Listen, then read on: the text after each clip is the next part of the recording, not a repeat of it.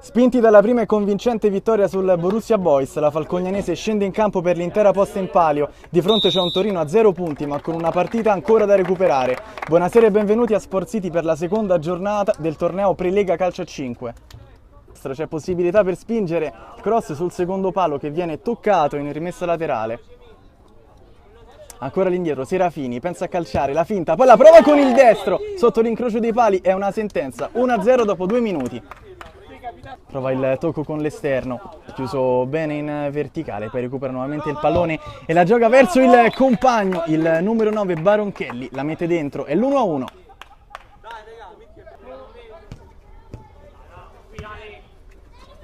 Bene ancora il giro palla, sfera che finisce tra i piedi del numero 7, è ancora lui un gran gol di Lattanzio, il 2-1 della falcognanese. Finisce ancora alta, ci sono tantissime azioni in questo match, due squadre molto allungate che giocano a viso aperto. Ora verso il centro il fraseggio, Calicchia se la ritrova lì, il mancino a giro, sfiora il palo.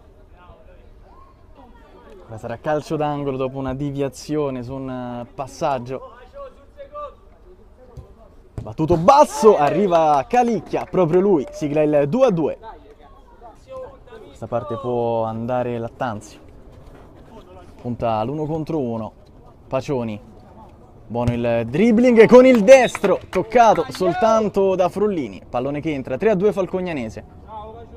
Un compagno in supporto dalla sinistra può scaricare il fraseggio, tutto di prima eccezionale dentro l'area di rigore con il colpo di tacco, l'intervento provvidenziale del portiere, Frollini la mette fuori. 2 passi, il salvataggio provvidenziale del difensore. Torino ora che sta disperatamente cercando il pareggio, ancora Calicchia con il mancino, ci riesce dopo attacchi ripetuti, arriva il 3-3.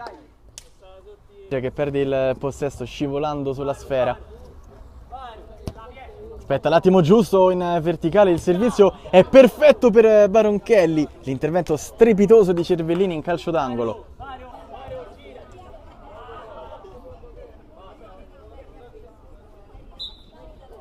Pronto Calicchia, scatena il mancino che passa sotto l'incrocio dei pali, leva le ragnatele, fa 4-3. Fermo con una pennellata strepitosa. Falcognanese che ora prova a sradicare il pallone con Pacioni, arriva il compagno che invece sradica la rete, il 4 pari dopo circa 15 secondi, partita infinita. Onda di testa, Pacioni. Lascia sul posto l'avversario, il tocco, la deviazione è un autogol, incredibile ancora dopo 20 secondi, 3 gol nel giro di un minuto, il 5-4 della falcognanese. Ora Torino che è alla ricerca del pareggio, pallone ancora giocato sul fronte sinistro, la conclusione che viene toccata e incredibilmente entra anche questa, ne passano altri 10 di secondi, 4 gol in 2 minuti.